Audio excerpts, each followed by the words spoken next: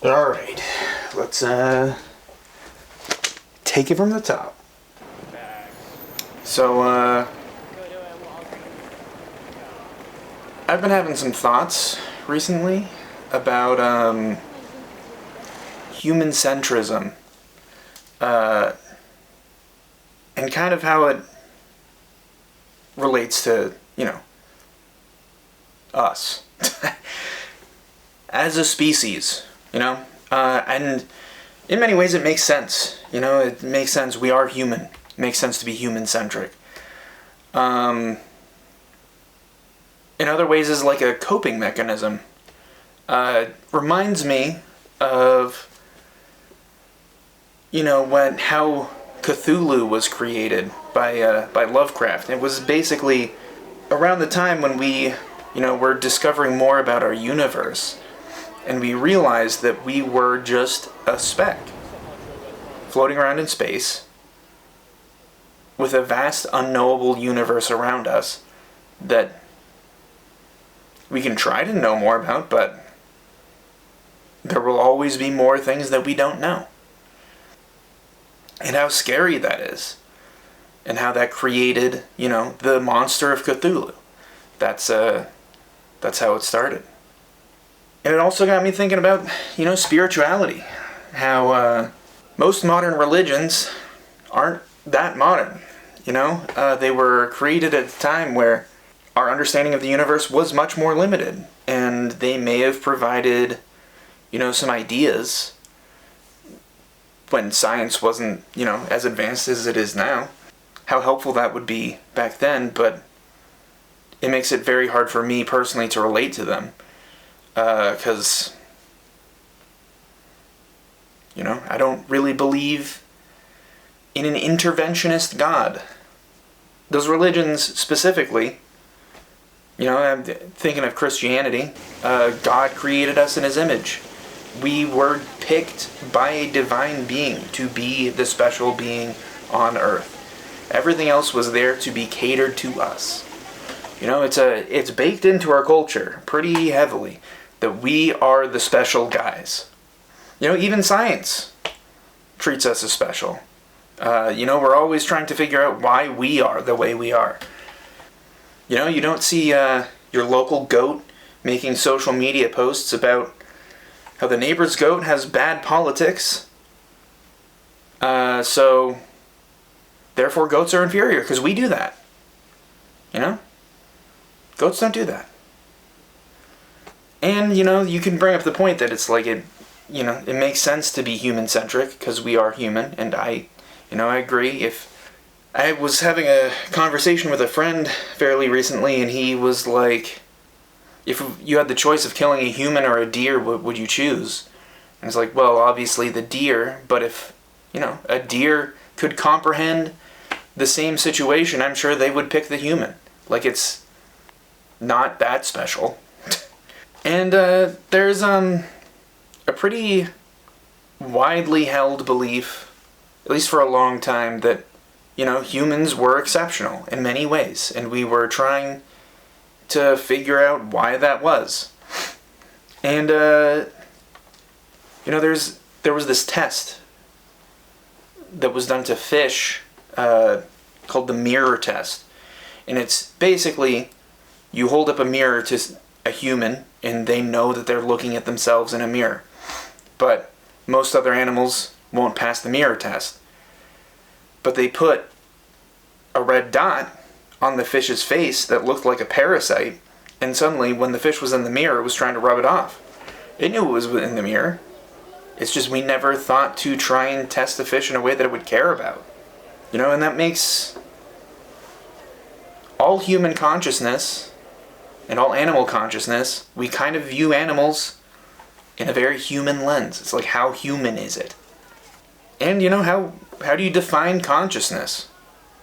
It's kind of important for this conversation, but it is a little annoying to just read out a definition, but it's important. Consciousness is the quality or state of being aware, especially of something within oneself. And now, as an example, we know fish are conscious, and We thought they were so far down the food chain that they were incapable of being conscious. But, my thought is, it was pretty rude of us to think that they ever weren't. Like, how do you define that? Knowing what you are. Like, I don't know, how far down the food chain will you rule out that something is not conscious? Are worker ants conscious? Because they're aware of their surroundings. They know they're a worker ant on some level, right? They move around. They do stuff for their queen. They know what a queen is. They know what their role is. That's pretty complex. So at what point do you say something is no longer conscious? How can you definitively rule out that it doesn't know what it is? I feel like you could get even more abstract, and you could define an ecosystem as conscious. You are an ecosystem. Your blood is alive, filled with cells all performing tasks to keep you alive and healthy. And even beyond that, your organs are independent actors, all serving roles without specific commands from your conscious thoughts. You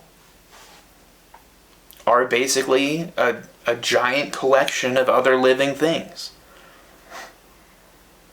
But, we're comfortable saying a human is conscious. But what if you expand the ecosystem outward, right? Is a government conscious? Humans are social creatures, and we behave differently in groups. We have a police system, which basically you could argue acts like a white blood cell, and, tries to keep us as a collective thing safe. I mean, we can get into a whole thing about whether or not they do that, but that is their role. We have upper level decisions that are made and distributed downward, much like our brain telling our hands what to do, right? I have a brain, and it's making my hands do things, so do government leaders act as the brain of the government? And then, as an example, the police are like the white blood cells that are doing the day-to-day stuff, keeping the body from falling apart. They sure act like fluid organisms. And governments can make short-term and long-term decisions just like we can.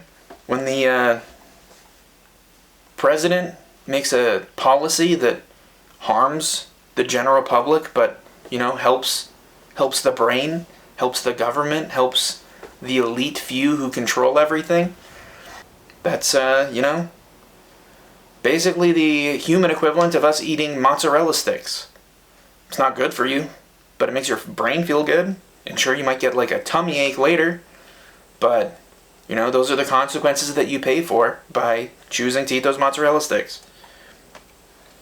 So merging those two ideas together, the human ecosystem and the government, let's imagine for a second that you are a cell in the human body. How would you know if the person you were in was conscious? And the answer is you probably can't.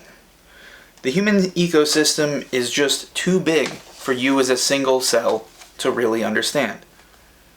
Let's say you're, a piece of muscle tissue.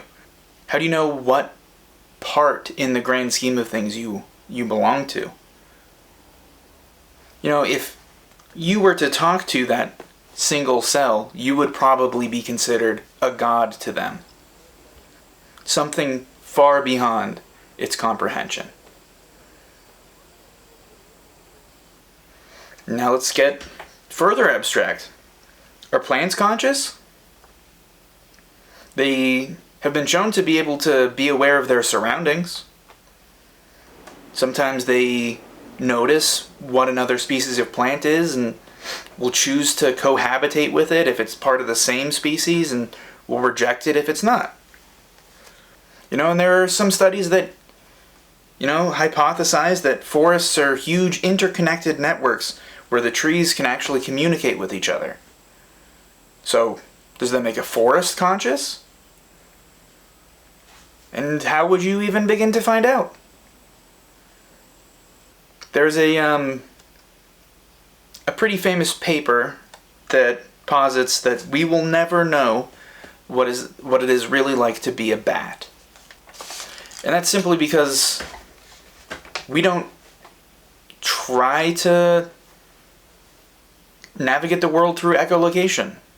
We can guess how its senses might operate, but we won't know what it means to have those senses. So I think it's safe to say, to some extent, that when we define consciousness, what we're really saying is an ecosystem that resembles humanity enough that we understand it. What about a rock? Surely a rock can't be conscious, right? Well, what about the Earth itself? Think back to the muscle cell, trying to figure out if the human being it was in was conscious. It's kind of a similar idea. The Earth is too big.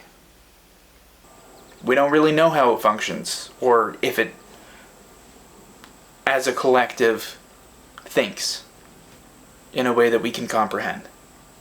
And in the same vein, what would a star tell you if you could speak its language? What about a slug? And this got me thinking, maybe the polytheists were the closest to understanding what God is. Because they're just prescribing different ecosystems to personalities, like Poseidon being the god of the ocean, or Athena.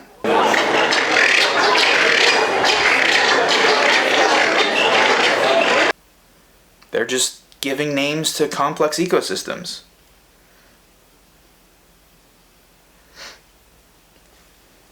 And in many ways, religions were created to give answers to unknowable questions. And that really has been a lot of my problem finding a place in an organized religion. Is they speak with these definite answers on these things that are really just quite unknowable. And many of these religions were created hundreds or even thousands of years ago, when our understanding of the world was much more limited. Someone might have a different idea about this, but if all around the world we thought dragons existed, but I think, more realistically, people dug up dinosaur bones and were trying to figure out what they were, and the idea of generations of creatures that didn't exist on Earth that have all been wiped out, making room for new stuff, is a much harder concept to grasp than just there are dragons. And that's not even a bad hypothesis for the time, I doubt that's a thing that people really even thought possible. And I live in the United States where, it's Christianity's the major religion. And I have problems with it. It's if you look at the story of Adam and Eve, it's pretty misogynist, saying that Eve was created for Adam, out of him. Here is part of you. Go play with it. I don't know. Kind of gross, in my opinion. And it's Christianity in many ways feels like the dragon hypothesis, where instead of dinosaurs being something that existed billions of years ago, it makes more sense that there are dragons. And in the same vein, if you don't know how we existed, why not make a guess? Make a hypothesis using what you know. And the Christian God is very human-centric. Created in their image. And that implies that humans have more inherent value than anything else on the planet. And in the same way, if shrimp were conscious, they might believe in a shrimp god. Conscious meaning an ecosystem that resembles human. You can't disprove a lot of Christianity, but it is saying you know the answer to a question that you can't know. And perhaps in like another 1,000 years, our understanding of the universe will be much greater, and we have answers to a lot of these questions, and our time seems barbaric in comparison. And our uncertainty would seem quaint. But for now, my answer to is God real is it depends on your definition of God. Just in the same way that if you had a muscle cell that was trying to talk to you, you would be considered a god to it. There's no reason to believe that we aren't just part of a greater thing. Maybe that thing is conscious. Maybe that thing has a, idea. Maybe, much in the same way, if I, flick my hand, that could be the equivalent of God smiting its servants.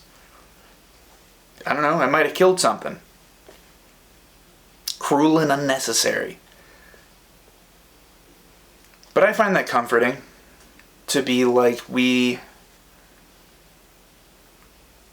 exist as part of something bigger. So, go drink a glass of water. Keep the citizens of your kingdom happy, for you are their God. And, go water your houseplants while you're at it. Because in the same way that, your brain and your muscle tissue don't really relate to each other, they're still part of the same kingdom. And, you and your houseplant, they may just belong to the same God. And, what are the boundaries of what makes you, you? You and that plant are both earth. And it's important to take care of yourself.